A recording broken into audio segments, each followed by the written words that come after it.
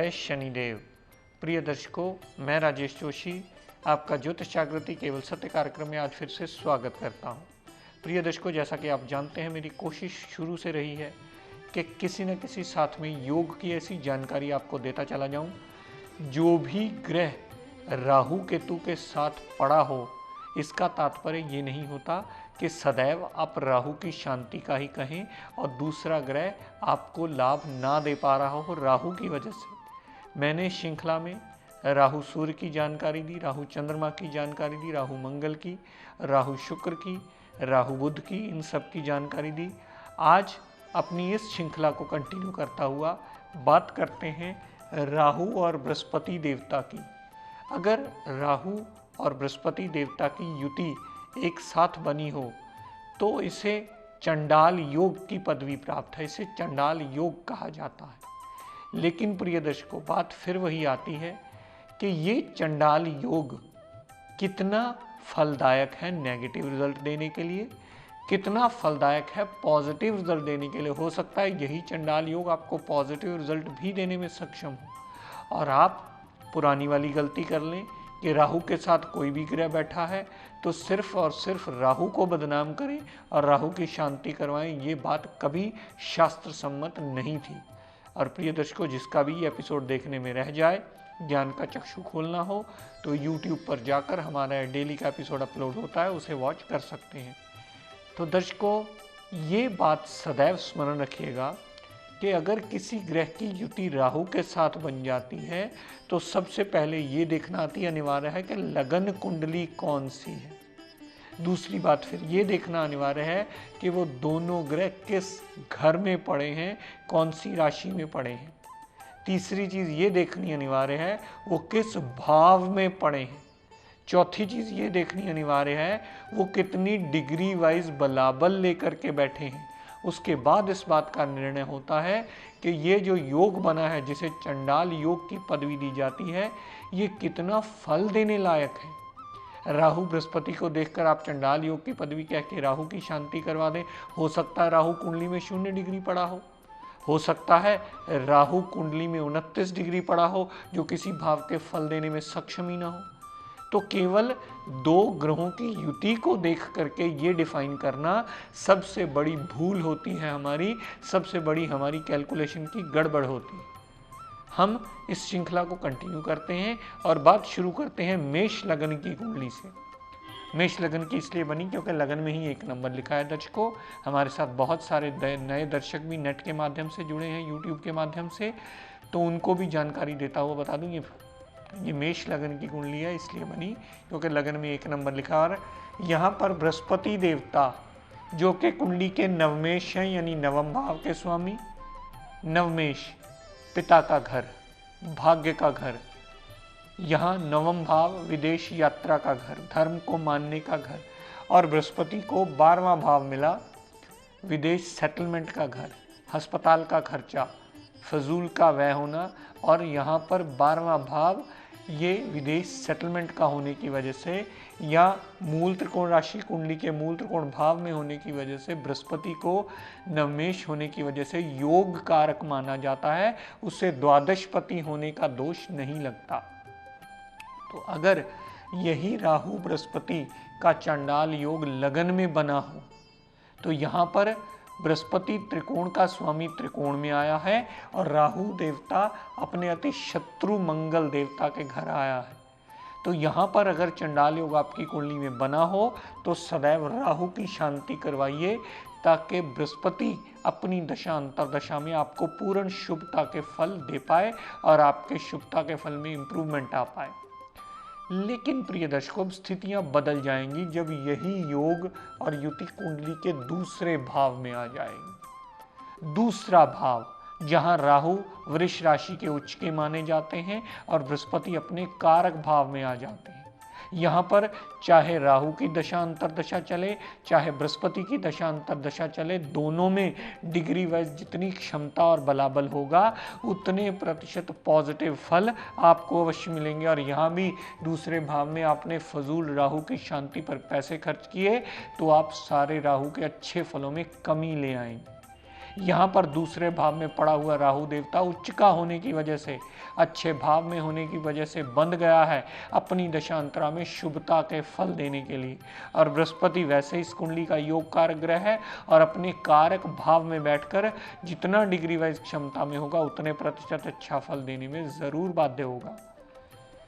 दर्शकों, यही युति अगर कुंडली के चौथे भाव में पड़े, बृहस्पति देवता यहाँ उच्च के हो जाते हैं और राहु देवता अपने अति शत्रु चंद्रमा देवता के घर में जाकर एक ग्रहण की स्थिति उत्पन्न कर देते हैं।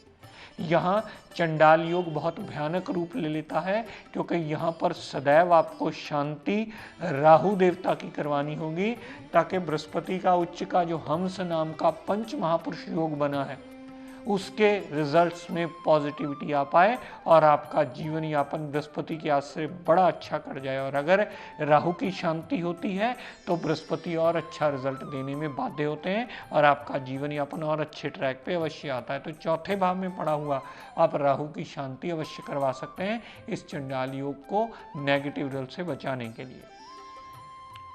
दर्शकों, अगर यही राहु बृहस्पति पंचम भाव में पड़े हो, सिंह राशि पंचम भाव में राहु देव और बृहस्पति देवता पड़े होंगे, तो बृहस्पति यहाँ भी पंचम भाव अपने कारक भाव में आ गए हैं और राहु देवता अपने अति शत्रु सूर्य देव के घर में आ गए हैं।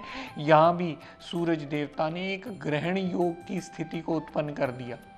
यहाँ पर अगर पंचम भाव में राहु बृहस्पति पड़े होंगे तो सदैव सबसे पहले राहु की शांति करवाइएगा, ताकि राहु के नेगेटिव फलों में कमी आ पाए और बृहस्पति अपनी दशांतरा में पूर्ण आपको शुभता के फल दे पाए।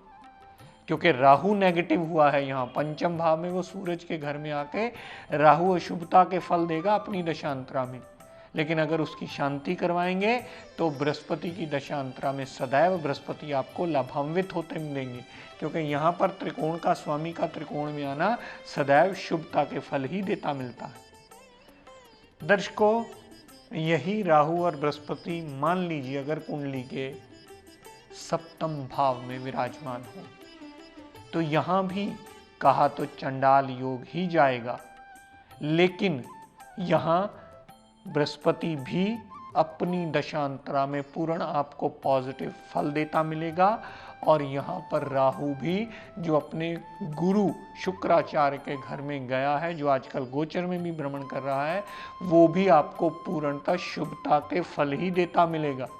तो यहाँ ये चंडाल योग पूर्णतः पॉजिटिव हो जाएगा। तो कैसे हम राहु देवता को बदनाम करके उसकी शांति का कह करके राहु देवता को इस कंडीशन में लाएं कि वो भी अपने अच्छे फल देना छोड़ दे, ये बात पूर्ण शास्त्र सम्मत नहीं है।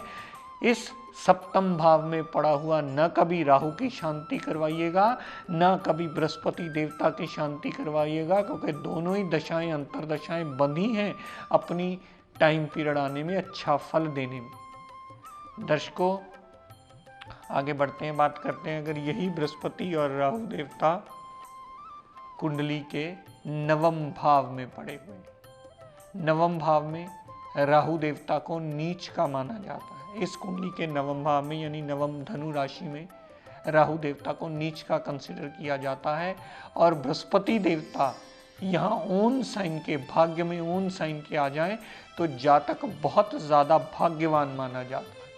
लेकिन प्रिय दर्शकों, यहाँ भी आपको राहु की शांति नहीं करवानी होगी, क्योंकि बृहस्पति और राहु का इकट्ठा पड़ा होना राहु की नीचता को भंग करता है। इसे नीच भंग योग कहा जाता है।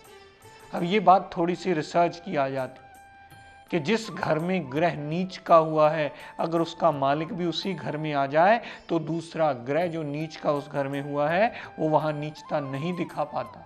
अगर बृहस्पति और राहु कुंडली के नवम भाव में पड़े होंगे तो कभी ना तो आपको राहु की शांति करवानी चाहिए। हाँ, राहु का हवन पूजन सिंपल अगर कोई करवाना चाहे तो करवा सकते हैं, उसके दान पुण्य की ज़रूरत आपको नहीं पड़ेगी। लेकिन यहाँ बृहस्पति देवता ने ओन साइन का आकर के राहु की नीचता को भंग कर दिया और यहाँ पर राहु भी अशुभता के फलों में कमी लाएगा और बृहस्पति तो भाग्य में ओन साइन का आया है, वो सदैव बहुत ज़्यादा लाभ के फल आपको अवश्य देता मिलेगा। दर्शकों, यही राहु और बृहस्पति अगर कुंडली के दशम भाव में पड़े हों चांडाल योग बनाकर। अब यहाँ प्रिय दर्शकों बात समझने की आ गई, यहाँ स्थितियां पूरी तरह बदल जाएंगी। यहाँ राहु अपने अति मित्र शनिदेव के घर में आया है और बृहस्पति देवता 10 नंबर राशि में यानी मकर राशि में नीच अवस्था के गिने जाते हैं। तो हम यहाँ राहु की शांति कैसे करवा सकते हैं, क्योंकि राहु की दशा अंतरा में तो सदैव राहु देवता पॉजिटिव रिजल्ट देने में बाध्य हो गया। कभी भी यहाँ राहु की शांति नहीं करवानी है।